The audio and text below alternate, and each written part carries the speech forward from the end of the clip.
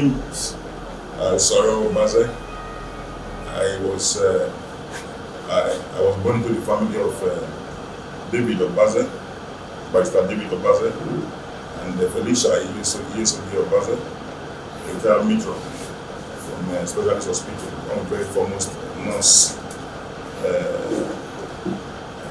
in this our environment. So I'm the son of a lawyer and a nurse. And I attended Oredo primary school, proceeded to the grammar school, University of Benin first and second degree, respectively. And I sojourned into the political murky waters. After my youth service, when I served in the Ministry of Women Affairs in Abuja, I came back, worked with my father, who was operating a business outfit called the Basco Nigeria Company Limited. I registered my own company and went into real estate, and we still do to date. I sojourned into the murky waters of politics. 2002 or 1999, and at the end of the day, I was appointed supervisor for works, land and housing, Oredo Government Council. 2002. I was also in 2004 given appointment as supervisor for education. And I recall the words of Honorable Obazee then, who is also a man that believes in quality. He said that wouldn't peruse qualification. He felt that I should be able to handle education based on documents visited. That's what earned me in that position as professor for education. The position I held till I also vied for the position of chairmanship of the council, and eventually became the chairman of the Oredo Government Council, Cosmopolitan Local Government in 2013, 2016. And I contested for House of Assembly. I won overwhelmingly due to some issues from the party's primaries. I lost in court. That position I won very overwhelmingly.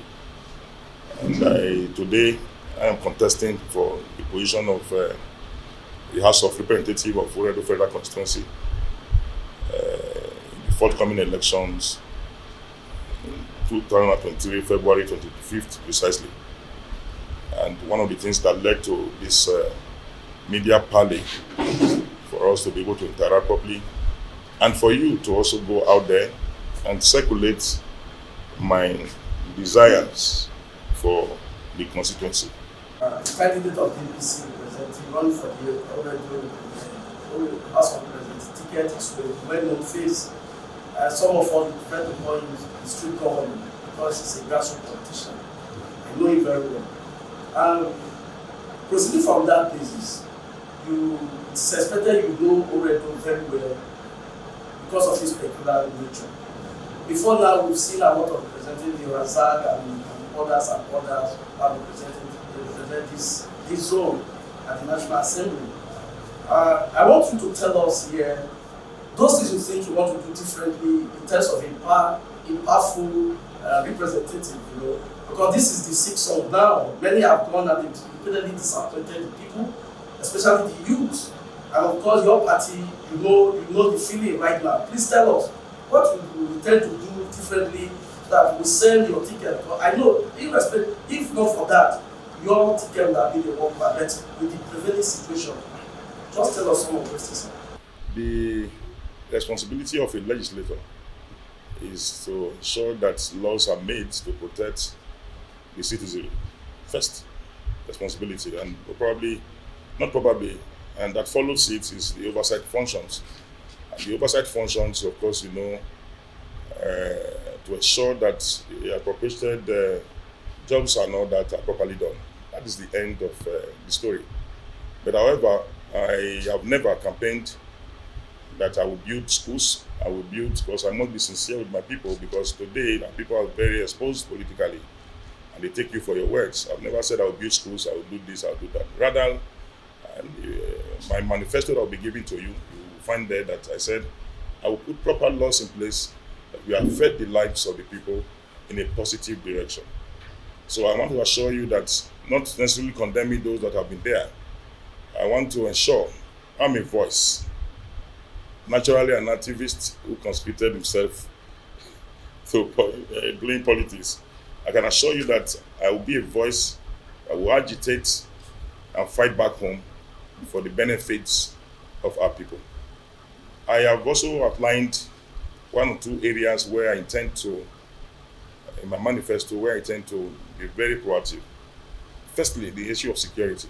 You recall that recently, one of the things that have brought very damaging reports about our political party performance, whereas in terms of infrastructural development, APC as a party has done very well and extremely well. Because of the prevailing circumstance of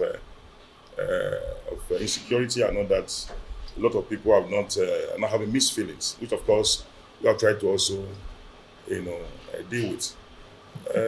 No society progresses amidst of insecurity.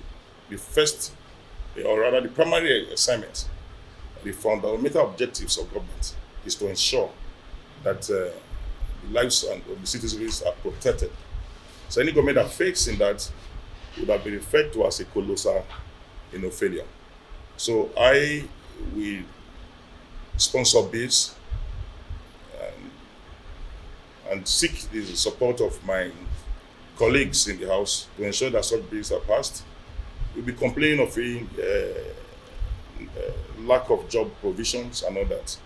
Whereas we have able-bodied men out there that are seeking jobs. Probably profile them and get them involved in the military, in the police force, and ensure that the proper things are done. Issues in Nigeria are not rested with the leadership. There's a systemic failure, and we are all involved. I don't know if you understand what I'm saying. We are all involved. We have not played our role as individuals. So therefore, we are resolved as a people to blame it on government. As journalists, if you are given a responsibility to do a report, you should also know that that report must be done accordingly and not with a little bit of embellishment that may not report the actual position. We have the capacity, we have the human resource, we have all it takes.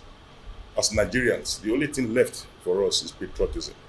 Our country recently has not lived up to expectations, and we are all involved in this. So what I meant by systemic failure is that the police, according to the set rules and regulations, adhere strictly to the rules or the laws. There will be improvements. If the military does something, if the bankers, market women, you see that Nigeria will be a good place. So I am of the opinion, and I will drive that home, that first of all tackle security. But for any government to thrive, you must be able to ensure adequate security. And one of the reasons why I am going for the position is very, very one. It is the one that is so dear to me. You recall Nigeria is a federating unit. It's supposed to be a federalism. But you understand that we are practicing a unitary system of government, where the central is very strong and the federating units are weak. Whereas the reasons for the creation of local governments, the reasons for the creation of states is to strengthen and facilitate development and create a very high level of participation amongst us. But however, that is not what is the usual practice now. So I'm going to advocate for true federalism, if there's anything like true federalism. But federalism is federalism. And ensure that a capitalist society, you could recall too, that the government has no business creating jobs. I discussed this some time ago. The business of government in capitalism, in a capitalist society, is to ensure that there's an enabling environment. The private sector drives the economy. So if you create an enabling environment for our people, there's security, there's there's power. You see that people can begin to establish their small scale businesses, whereas small scale businesses drives, improves and creates a better economy for us. This is where government has gotten it wrong. In a small scale business where you have a barbering salon, for example, you employ a secretary or other workers, you are taking away from the society. What is now left for government to do is to ensure that they provide regulatory role to protect the rights of the employees of these people. Whereas these things are not put in place. It's little things. So that is why I attributed it to systemic failure.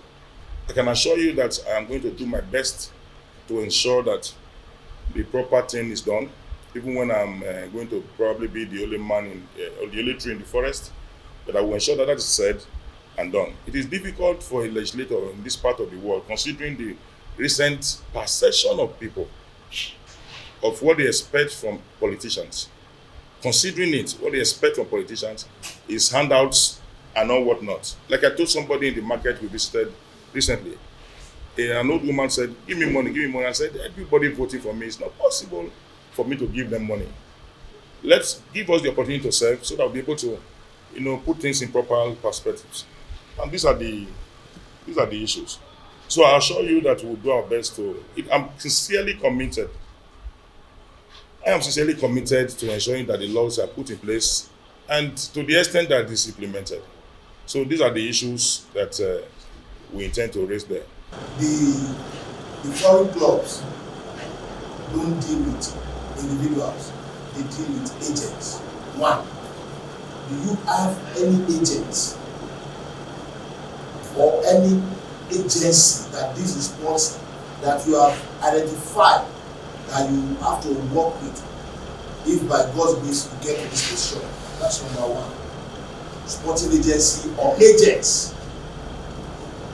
Number two, we talked about facilities for sports, very good, because sports is the quickest avenue for young people to make money. If you are good, you are talented in any sport, you can become a pro and make your money. So, in which area already are you hoping to cite this companies? When I talk about sports, I'm not talking about football or athletics alone. It could be Scrabble, it could be judo, taekwondo, it could be anything. So I'm asking, where do you intend to cite these things? It might not be in one particular area. It happen to be somewhere. There's one place.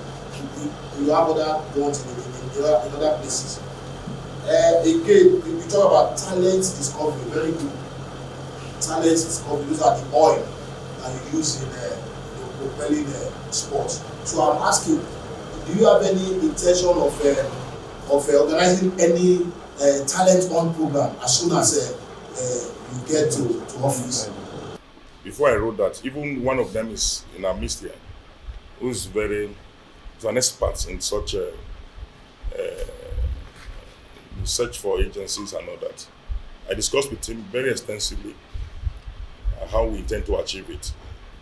And he has told me I'm convinced that it's achievable.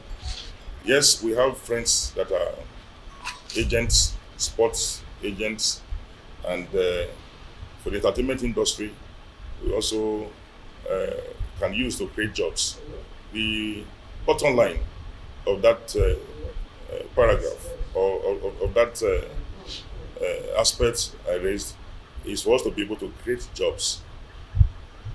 Going back to the fact that the government, in fairness, has no business creating jobs. If you go to government offices today, you discover that the offices are overmanned and salaries are drawn and they are paid. Whereas this is a job that can be done by 10 persons, you are employing 100 persons to create an impression at the detriment of our resources. Whereas it's just left for you to create the enabling environment, people will begin to create jobs, for themselves and others. So it's towards the job creation that I mentioned ab initio. But I am very impressed with what you said, and It has spoiled me further to ensure, about your question, to ensure that I hold the persons that I discussed with, very closely to ensure that these things are achieved. In terms of talent hunt, you do not need to have a structure. You can get places rented or paid for a month to begin to search for talents. Talent hunt is all encompassing in this discourse. It's also, musicians are also involved. In terms of football, to set up an academy, football academy, you can go to any of our local places here to get very good footballers. Athletics, all just name it. But I can assure you that we are very much ready, to work in line with what you have said. The foreign, I think what people probably maybe perceive not to be very tenable was the foreign attraction or that we may get. But the truth is, it is doable. I recall Razak Bello Sage bringing in, Mayu as a winger, Arsenal, coach, and all that to come to try to search for talents here some time ago when he was there. So I am not. I'm going to approach it differently because we have discussed, and I will ensure that we do our best. Where we intend to site this place, I've not actually thought of. But what I will put into consideration is proximity.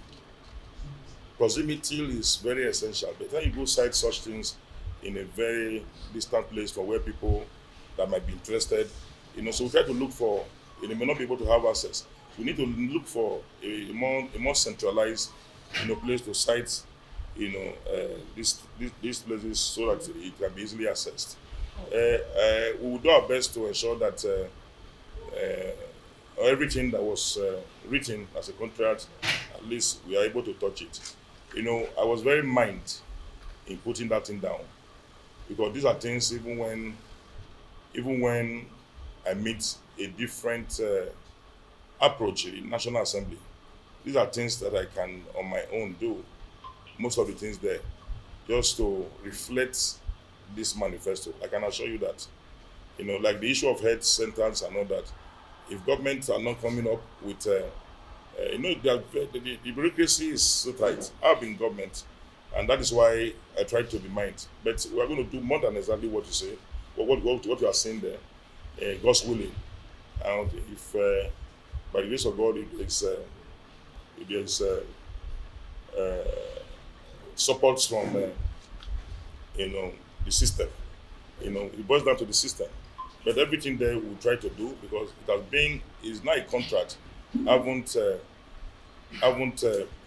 written it in my own manifesto to the people.